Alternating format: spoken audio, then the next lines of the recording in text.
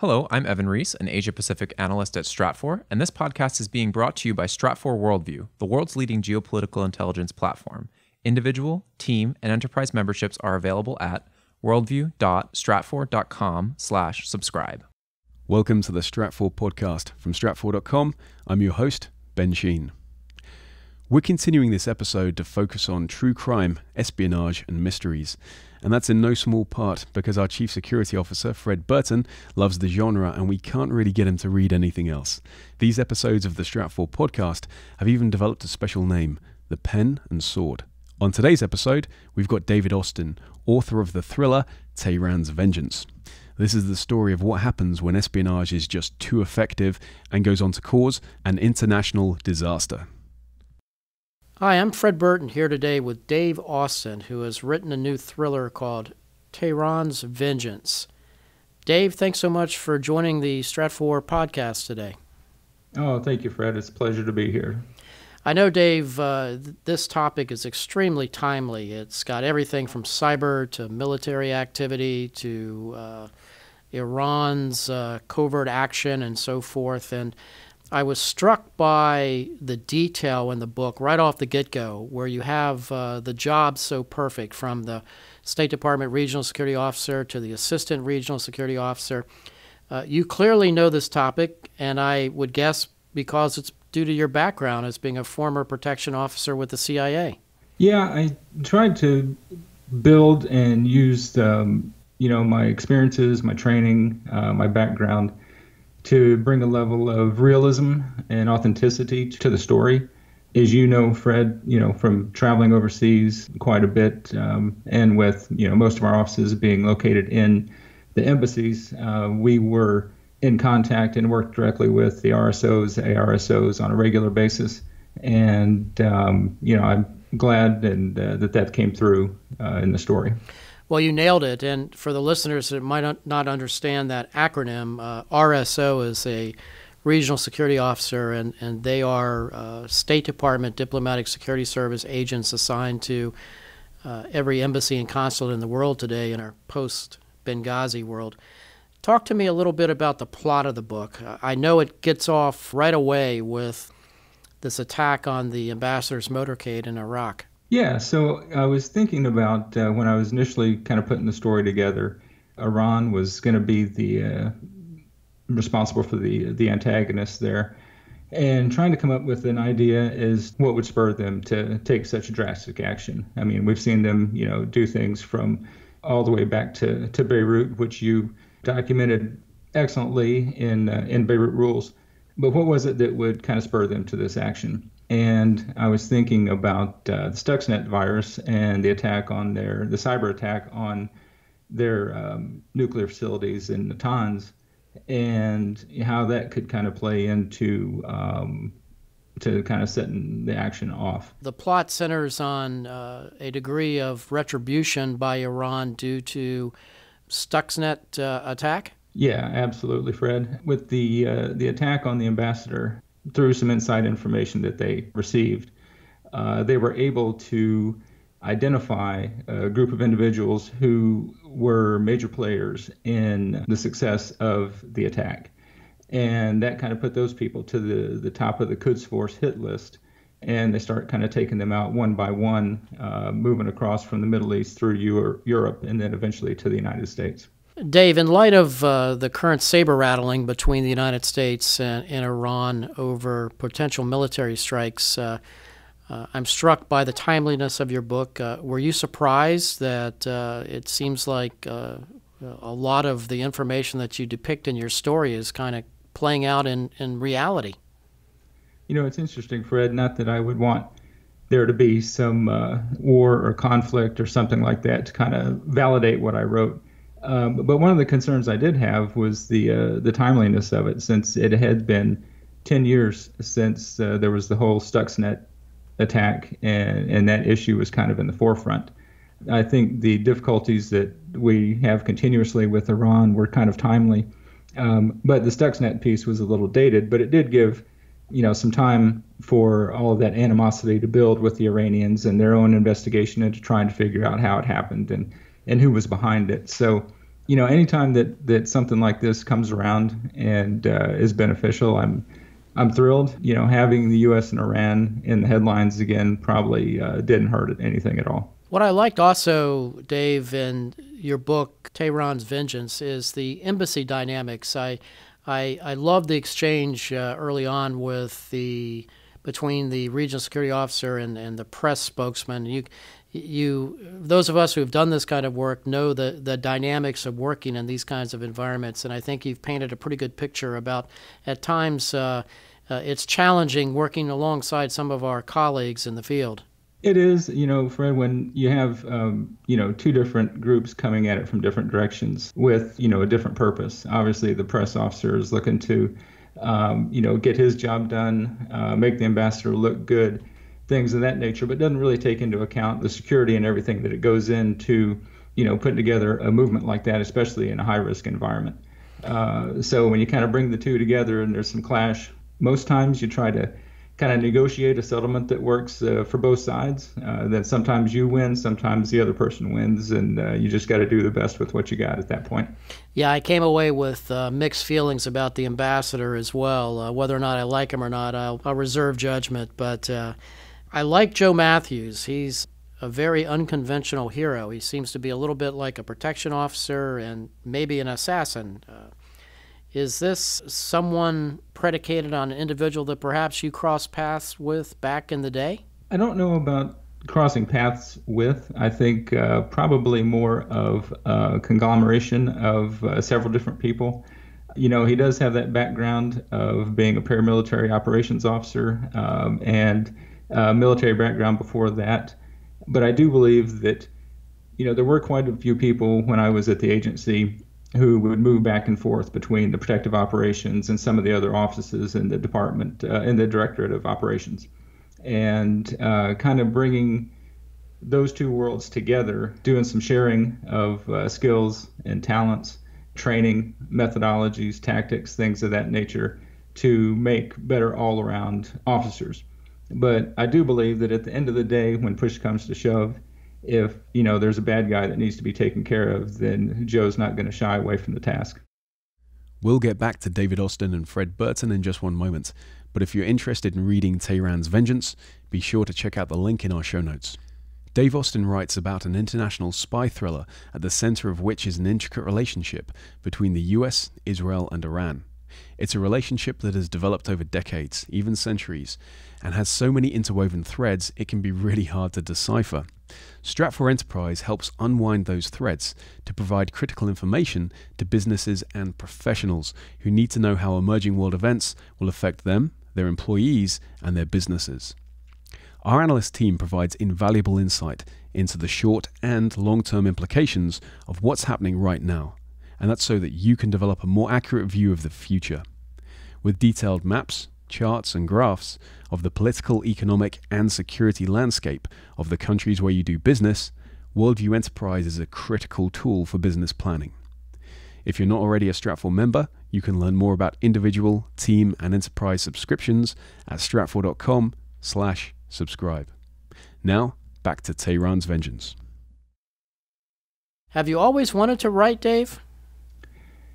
It's something that's really come about in probably the last 10 years or so. Since I was a kid, I was an avid reader, especially of the genre, starting out way back in the days with Don Pendleton's Executioner series. As I got older and kind of moved into Tom Clancy, Vince Flynn, had a funny story about Vince. I had never heard of him, didn't know about any of his books. And when I was at the agency, I was actually going through Dulles Airport on the way to a trip. I don't remember exactly where, but needed something to read. I saw his book displayed in one of the bookstores in Dulles, and it kind of caught my eye, and I didn't have any idea who he was or that it was a series. But from the first pages, I was hooked on this Mitch Rapp guy. And once I got back, I found out it was a series, and I went back to the beginning and have been a huge fan ever since.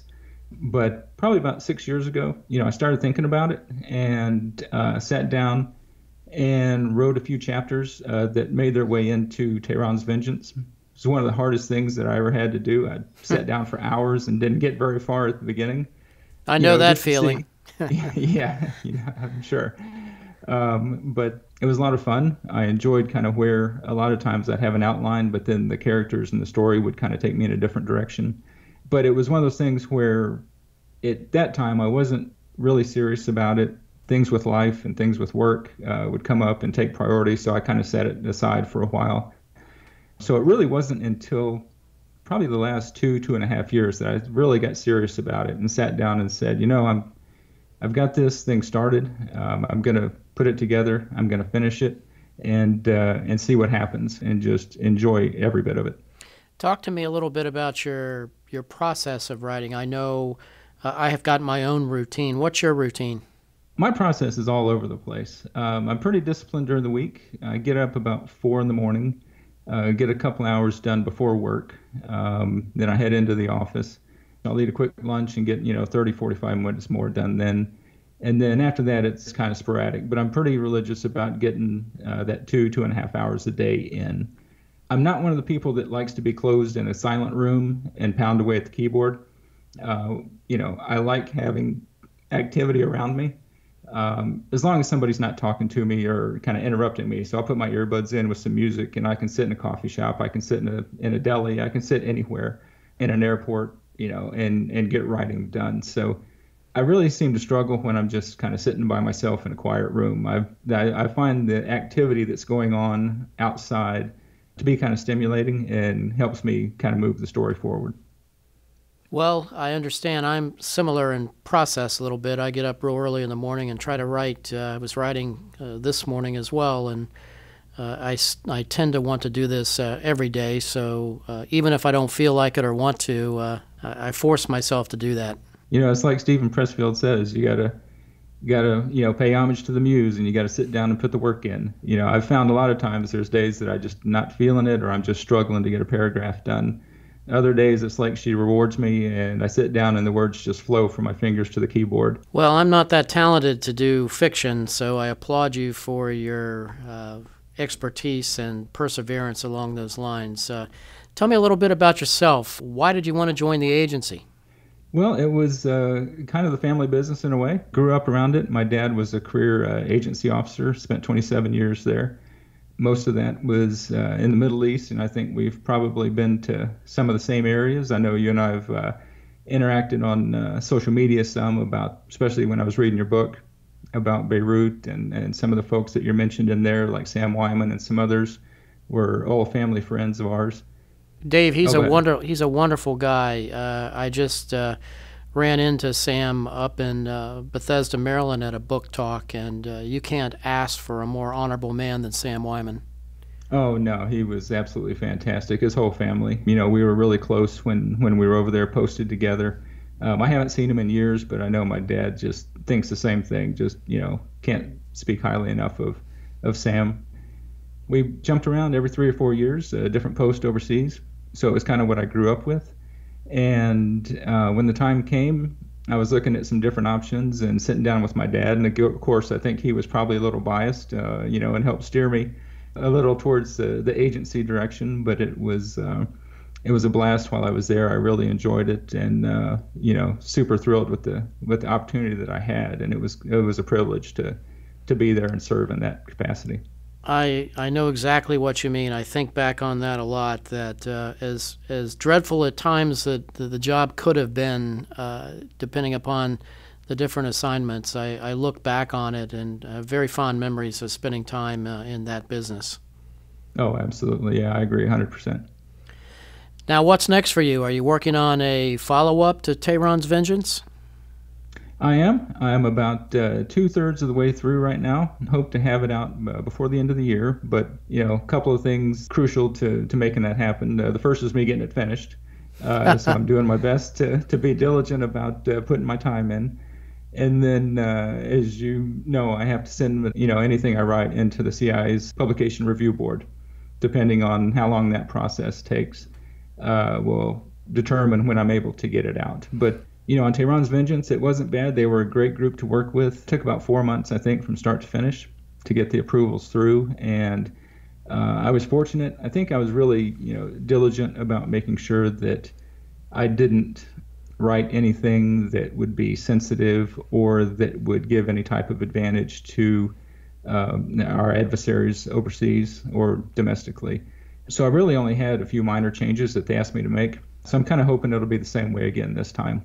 Well, I'm envious of you. It took me 11 months to get Beirut rules cleared through the agency's PRB. So do you think fiction just flies through a little bit quicker? I think it might. Most of it's made up, and then especially if you're diligent about, not revealing anything sensitive. I mean, I want to make it as real as I can, but I obviously don't want to give away any secrets or anything like that. So I've spoken to a couple other people that you've had on. Mike Trott's a good friend of mine.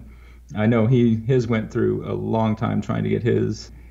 Yeah, I don't know that I would ever try to do something nonfiction and get it through the review board, because it seems to be a much lengthier process. Some of the time frames I'm hearing from just fellow colleagues is anywhere between a year and a half. So that's a long time to wait. Yeah, and the most frustrating part for me, like I said, they were great to work with. Every time I communicated with them, but it was just there was no time frame that they could give me, just to give me a ballpark. Is it going to be 1 month? Is it going to be 2 months or 3 months? Just having to wait, and it's kind of out of your control at that point, was kind of the most frustrating part for me. Yeah, I think a lot has to do with just the volume. I think there's so many people writing books today, Dave, that that's just kind of, grinded everything to the halt for everybody. Yeah, I can imagine so. Thank you so much for being with us today, Dave. Again, for our listeners, take a look at Teheran's Vengeance by Dave Austin. I don't think you'll be disappointed. Well, thanks, Fred. I appreciate you having me. It was an honor to be on your podcast. I've been a long-time listener, and thank you very much. I appreciate it. Thank you for joining us for this conversation with Stratfor's Chief Security Officer, Fred Burton, and David Austin, author of the spy thriller Teheran's Vengeance. We'll include details on how to purchase the book in the show notes, along with a link to Fred Burton's latest bestseller, Beirut Rules: The Murder of a CIA Station Chief and Hezbollah's War Against America. If you're interested in learning how Stratfor can help you with analytic tools to visualize and anticipate those areas in the world where your interests and operations are at greatest risk, be sure to visit stratfor.com/enterprise. If you have a question about this podcast or even an idea for the next one, please email us at podcast@stratfor.com. And if you have a moment, we'd love it if you left a review on iTunes or wherever you listen. We really appreciate your feedback. And for more geopolitical intelligence, links, and fun facts about what goes into forecasting world events, be sure to follow us on Twitter @Stratfor. Thanks again for listening.